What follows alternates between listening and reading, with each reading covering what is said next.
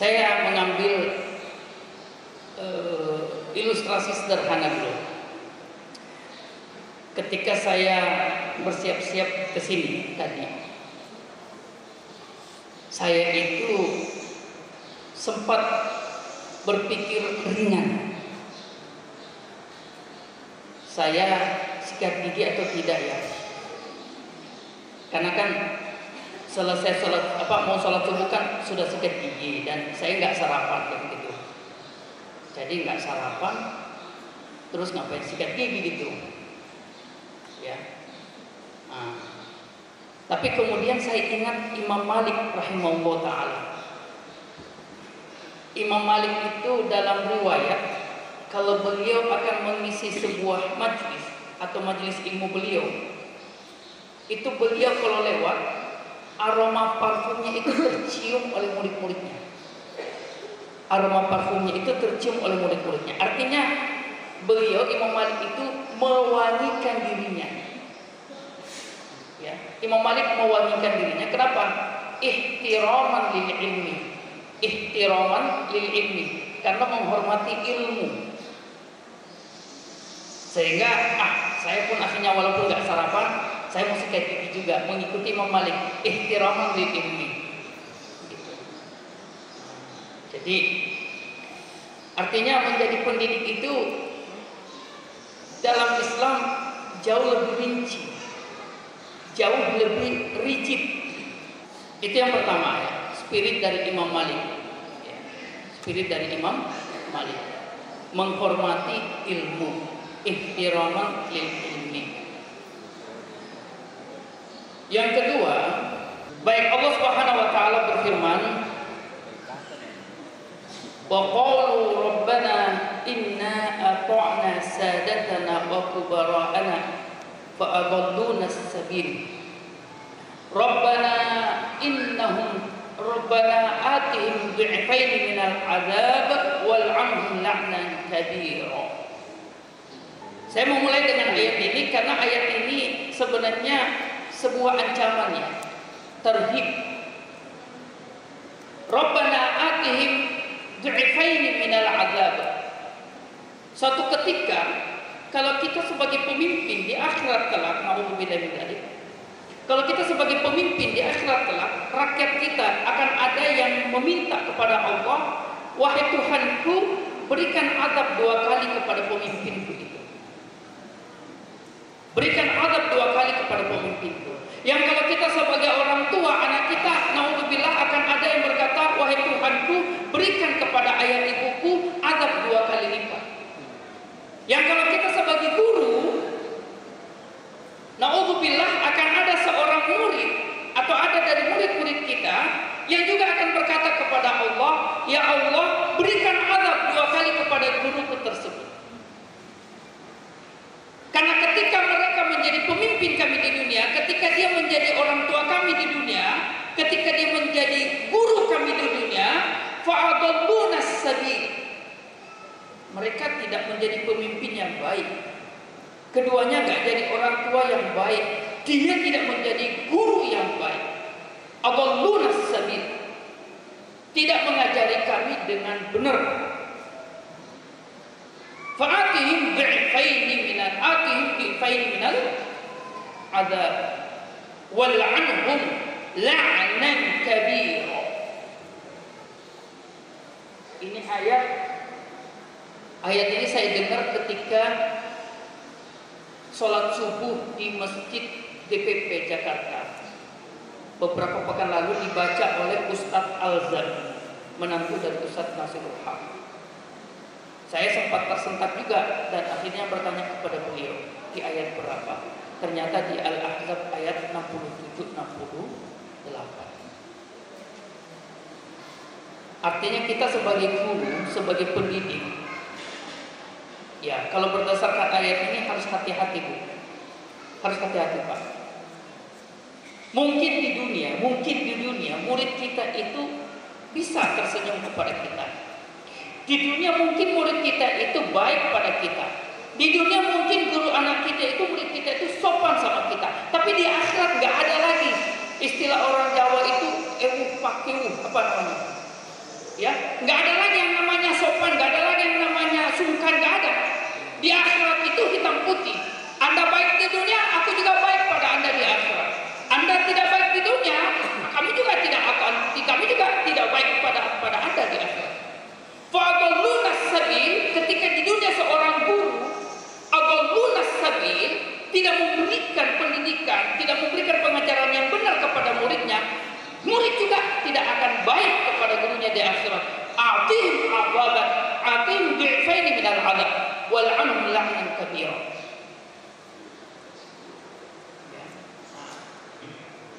Ini sebuah terhib, sebuah peringatan yang luar biasa sebenarnya bagi kita, ya, bagi seorang guru. Baik. Yang kedua yang menjadi paradigma awal, Rasulullah SAW bersabda dalam hadis yang diriwayatkan oleh Imam At-Tirmidzi dari sahabat Abdullah bin Mas'ud, "Addabani Rabbi fa ahsana ta'dibi." Hadis ini oleh Imam Ibnu Taimiyah rahimahullah taala diakui bahwa para ulama mukhtalafun fihi, berbeda pendapat tentang kesohihannya. Meskipun akhirnya Imam Ibnu Taimiyah mengatakan dalilnya sanadnya memang dhaif, tapi matanya sahih. Matanya sahih sehingga layak dan bisa dipertanggungjawabkan untuk diamalkan. Allah telah mendidikku, Tuhanku telah mendidikku, dan pendidikan Tuhanku adalah pendidikan yang terbaik. Yang ketiga, ya, landasan kami dalam materi ini, PDO Hidayatullah. Dalam mukaddimah PDO Hidayatullah, ya, Hidayatullah menyadari bahwa membangun peradaban Islam harus dimulai dari pribadi, keluarga, dan masyarakat secara berjamaah. Hanya melalui kekuatan jamaah yang solid, peradaban Islam dapat diwujudkan. Untuk itu, membangun kekuatan jamaah melalui tarbiyah dan dakwah merupakan suatu keniscayaan. Dan dalam bab 2, pasal 2, nomor 2 PDO kita berbunyi, Hidayatullah adalah organisasi berbasis kader. Nah, ini 3 landasan. Landasan dari Al-Quran, landasan dari hadis, dan landasan dari PDO Hidayatullah yang menginspirasi materi kami terkait temanya menjadi pendidik sejati. Baik, Rasulullah SAW bersabda, kami awali dari hadis tersebut, "Addabani Rabbi fa ahsana ta'dibi." Setidaknya hadis ini memberikan 4 unsur pendidikan. Yang pertama adalah addabani, proses.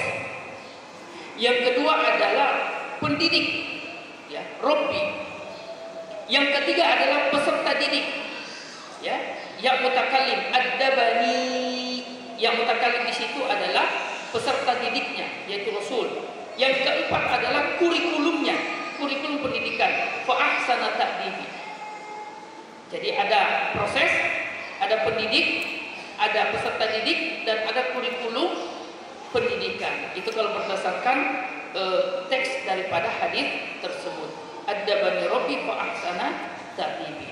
Kita masuk pada poin intinya atau tema sentralnya, yaitu tentang pendidik, tentang pelakunya.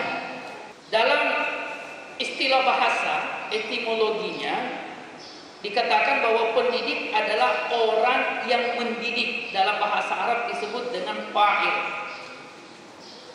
Pengertian ini memberi kesan bahwa pendidik adalah orang yang melakukan kegiatan dalam bidang mendidik. Dalam bahasa Inggris itu disebut dengan teacher. Dalam bahasa Arab disebut dengan ustaz, mudarris. Dalam ilmu persilatan kungfu itu disebut dengan suhu. Ya. Jadi itu hampir senada semua, ya. Meskipun kata pendidik itu memiliki term yang lebih luas, memiliki domain dan cakupan yang lebih tegas dan lebih mendalam. Karena kalau cuma sekedar apalagi dalam bahasa Inggris, ya, teacher atau tutor, ya, itu betul-betul sangat identik dengan knowledge semata, sebatas kognitif semata. Tapi kalau pendidik itu lebih daripada sekedar kognitif atau ilmu pengetahuan.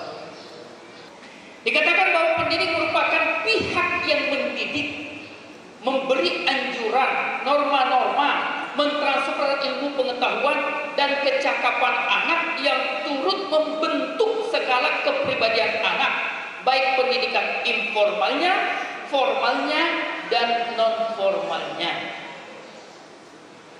Nah, mungkin kalau bisa menitip kepada Ustadz Zul, nanti mungkin 3 item ini, informal, non-formal, dan formalnya di Gunung Tembak itu dulu bagaimana. Nah, itu yang mudah-mudahan ya. Karena beliau santri awal Pak ya Bu.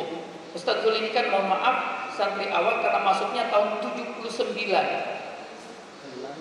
82 ya, 79 secara spirit maksud saya. Secara fisik itu 82 ya. Jadi pendidik itu merupakan pihak yang mendidik, memberi anjuran, norma-norma, mentransfer ilmu pengetahuan dan kecakapan anak yang turut membentuk skala kepribadian anak, baik pendidikan informal, formal, dan non-formalnya. Adapun makna sejati, ya, karena sini katakan pendidik sejati ya. Sebenarnya kata sejati itu merupakan maf'ul mutlak aja atau sifat mausuf saja. Kalau sudah dikatakan pendidik itu sudah sejati sebenarnya. Sama dengan al-harakah al-jihadiyah al-islamiyah. Tidak perlu lagi kata Islamiyah. Kenapa? Kalau sudah al-jihadiyah ya sudah Islam itu. Ya, nggak ada agama lain mengatakan jihad itu, nggak ada, hanya Islam saja. Gitu. Sama kalau kita berjalan kaki, tidak perlu pakai kaki Pak. Di mana-mana kalau berjalan asumsinya orang itu kaki itu. Tapi ya nggak apa-apa, orang Indonesia kan suka sekali memberi penguatan ya. Apa-apa. Adapun makna sejati adalah sebenarnya. Ini dalam KBBI, Kamus Besar Bahasa Indonesia. Makna sejati adalah sebenarnya, dalam kurung ya, asli, murni, tidak lancung, tidak ada campurannya. Baik. Imam Al-Ghazali mengatakan, boleh memberikan sedikit gambaran ilustrasi tentang kedudukan pendidik. Boleh mengatakan, seorang alim yang mengamalkan ilmunya, seorang alim yang mendidik, itu lebih baik daripada seorang alim yang beribadah saja, yang berpuasa setiap hari dan sholat setiap malam. Seorang alim yang mendidik lebur dalam proses pendidikan, ya, lebur dalam proses pendidikan itu lebih baik daripada seorang alim yang sholat saja, puasa saja, beribadah saja. Ya. Itu kata singkat dari Imam Al-Ghazali menggambarkan bagaimana keutamaan, ketinggian, kedudukan daripada seorang pendidik.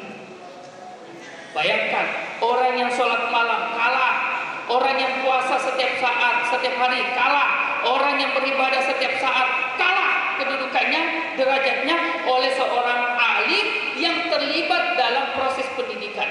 Itu mengalahkan alim yang beribadah terus, sholat terus, puasa terus.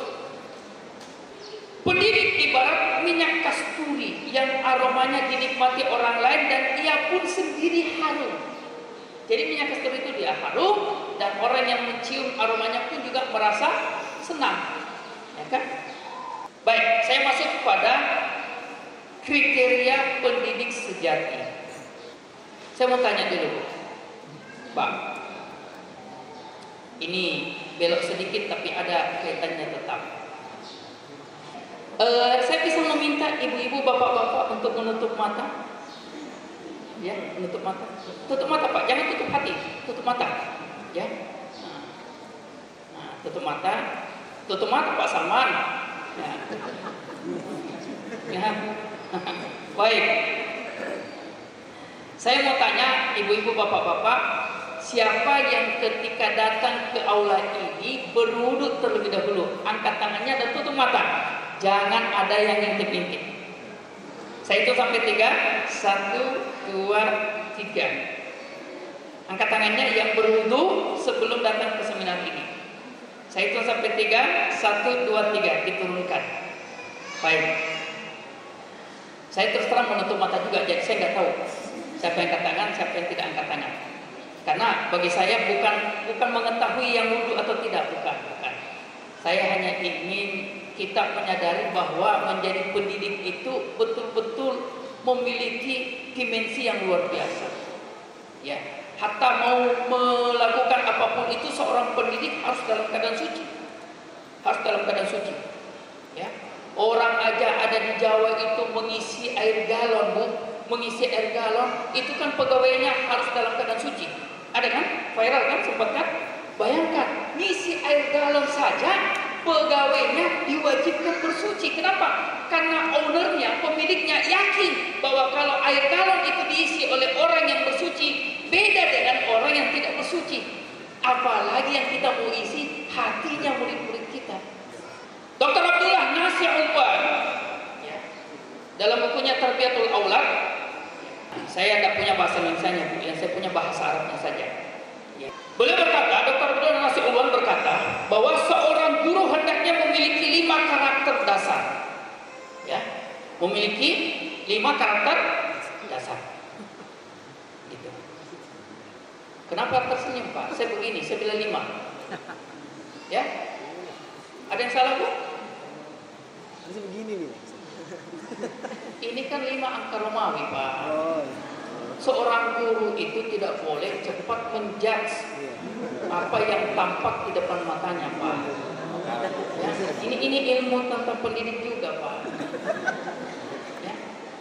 Yang pertama, kata beliau adalah al-ikhlas. Kan ini depan saya rata-rata mubaligh, Ustaz. Ya, saya tidak usah jelaskan ya apa itu ikhlas ya. Ikhlas itu bukan berarti bahwa akhir bulan ya bilang sama LPPH, bilang sama yayasan, Ustaz, bulanan saya gak usah ditransfer, saya ikhlas. Ya, saya bekerja bukan demi ini, bukan, ya, enggak, ya, bukan berarti begitu, ya. Nah. Al-ikhlas. Saya mungkin pernah, ibu-ibu, bapak-bapak pernah mendengar barangkali ya, bagaimana, mohon maaf satu kalau saya masuk pada contoh. Bagaimana Ustadz Fauzil Azim pernah menyampaikan praktek ikhlas, efek daripada ikhlas ketika beliau menyampaikan di prasmanan. Jadi ibu guru itu ditanya oleh Ustadz Fauzil Azim terkait dengan perubahan diri seorang murid kelas 4 yang setiap tahun pindah sekolah. Kelas 1 pindah, naik kelas 2 pindah, naik kelas 3 pindah, naik kelas 4 pindah. Bukan kenapa, tapi karena sekolahnya mengeluarkan dia. Gurunya di tempat sekolah itu nggak mau lagi, teman-temannya nggak mau lagi. Usil, bin nakal, bin berani, ya. Sampai akhirnya kelas 4 masuk ke Hidayatullah. Begitu 1 tahun belajar, terjadi perubahan yang luar biasa radikalnya, luar biasa ekstrimnya. Sampai akhirnya Ustadz Fauzil Azim itu menutupi rasa penasarannya dengan menginterview guru tersebut. Ya, apa yang menjadi modalnya untuk kemudian dalam tanda kutip merubah anak itu? Dia katakan begini, dan itu sempat diputarkan videonya di prasmanan. Setiap kali saya mau keluar, Pak, mau ke sekolah, saya berdiri di depan cermin. Ibu-ibu tahu cermin? Tahu ya? Oh, gaul sekali ibu-ibu. Ya, oh cermin ternyata. Ya. Saya berdiri di depan cermin.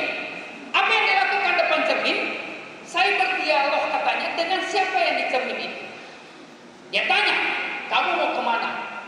Dia jawab, ya karena dia jawab, saya mau ke sekolah. Kamu mau ngapain ke sekolah? Saya mau mengajar. Kenapa kamu mau mengajar?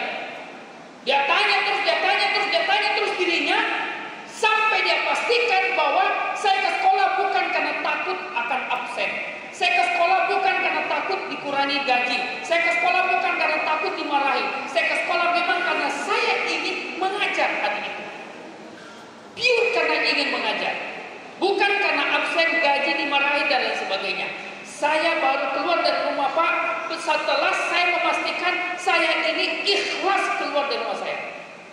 Dan dengan keikhlasan guru itu, alhamdulillah, Allah merubah sang murid satu ini dari yang tiap tahun pindah itu karena ditolak sekolah, ya, sampai akhirnya di Hidayatullah itulah dia menjadi anak yang atau murid yang baik. Yang kedua, kata Dr. Nasih Pulwan, karakter guru adalah at-taqwa. Bapak pimpinan rahimahullah taala Ustaz Abdullah Said senantiasa mengulang-ulang, kalau kita ini kalau beliau kan waktu itu mengatakan tidak sholat tahajud ya. Kalau kita ini tidak sholat tahajud, mau pergi ceramah, mau ceramah apa? Kalau tidak sholat tahajud malamnya, tidak sholat duha paginya, baru pergi mengajar, mau mengajar apa? Artinya apa? Spirit, kekuatan spirit, ya. Nah, karena kita di Hidayatullah ini kan sudah sangat memahami dan menerima bahwa modal utama seorang guru itu kan kekuatan spiritnya, ya, kekuatan spiritnya. Yang ketiga adalah ilmu, yang keempat adalah sabar dan pemaaf. Nah, cuman kalau di Gunung Tembak ini Pak, santri-santri murid kita kalau kita pemaaf dimakan kita. Itu sudah hukum alamnya di Gunung Tembak dulu tahun 80-90-an. Kalau guru pemaaf itu waduh, ya kita dimakan sama murid, ya. Tapi ya tetap harus sabar dan pemaaf. Yang kelima, bertanggung jawab, ya, bertanggung jawab dari sisi keimanan, bertanggung jawab dari sisi tingkah laku, kesehatan jasmani rohani maupun aspek sosialnya. Dan ada beberapa tambahan lagi. Yang pertama, yang keenam yang bisa saya tambahkan adalah zuhud. Zuhud, ya. Zuhud bukan dalam arti kata pakaian guru itu biasa-biasa. Nah, bukan itu zuhud. Dalam buku kitab-kitab Tazkiyatun Nufus tidak pernah, kata ulama dalam kitab Tazkiyatun Nufus, tidak ada dalil yang membatasi zuhud itu pada tampilan fisik. Tidak ada. Zuhud itu bukan berarti jalan kaki terus, naik sepeda ontel terus, bukan. Zuhud itu bisa dalam bentuk Fortuner, bisa. Zuhud itu bisa dalam bentuk motor NMAX, bisa. Ya. Zuhud tidak menafikan itu semua. Yang ketujuh, memiliki jiwa yang bersih dan jauh dari akhlak yang buruk, berdasarkan hadis Nabi SAW dalam riwayat Imam Al-Baihaqi.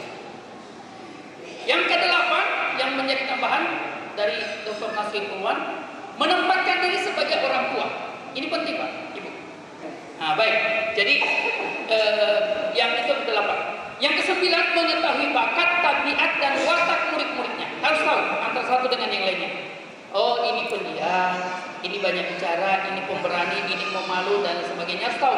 Sehingga cara mendekatinya, personal approach-nya itu berdasarkan watak dan tabiatnya. Tidak digeneralisir secara umum seperti itu juga. Ya. Nah, baik. Ya.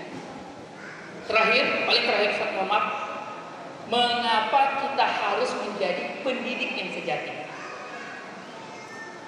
Mengapa kita harus menjadi pendidik sejati? Ini kan pertanyaan pancingan saja kan? Ini kan pernyataan yang memancing pertanyaan. Ya, judul ini memancing pertanyaan. Ya, kalau pernyataannya menjadi pendidik sejati, maka pertanyaannya yang muncul, pertanyaan filosofisnya adalah mengapa kita harus menjadi pendidik yang sejati? Nah, itu pertanyaan dan saya tutup dengan pertanyaan tersebut. Ya, Wallahu taala alam. Ya, mohon maaf dan saya kembalikan kepada Ustaz